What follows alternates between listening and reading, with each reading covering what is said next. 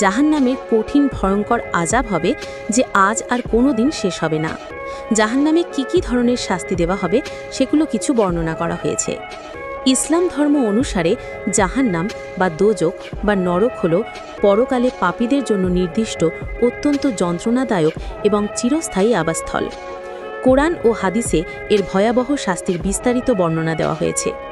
জাহান্নামের কিছু ভয়ঙ্কর আযাবের শাস্তির বিবরণ নিচে দেওয়া হল। ১. আগুন এবং তার তীব্রতা। জাহান্নামের আগুন পৃথিবীর আগুনের চেয়ে কোটি গুণ বেশি উত্তপ্ত। হাদিস অনুসারে দুনিয়ার আগুন জাহান্নামের আগুনের ৭০ ভাগের ১ ভাগ মাত্র। এই আগুন ঘন কালো অন্ধকারময় হবে, যেখানে কোনো আলো বা শিখা থাকবে না।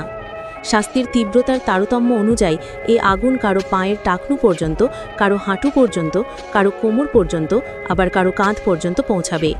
সর্বনিম্ন শাস্তি।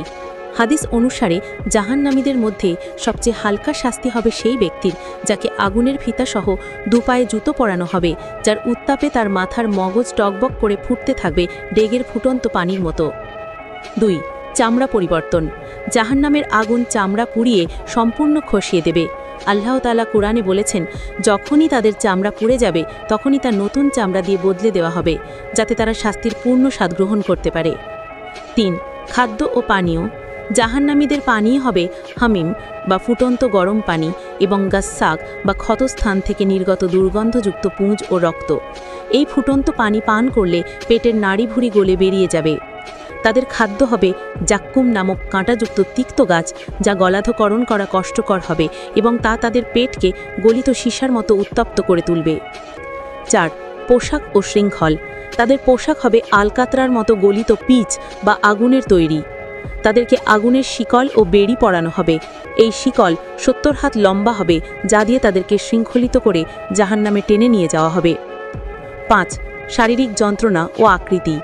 জাহান্নামের আগুন মানুষের হৃদয় পর্যন্ত গ্রাস করবে। জাহান্নামীদের মুখমণ্ডল আগুনের তাপে ঝলসে যাবে এবং জিভ বেরিয়ে আসবে।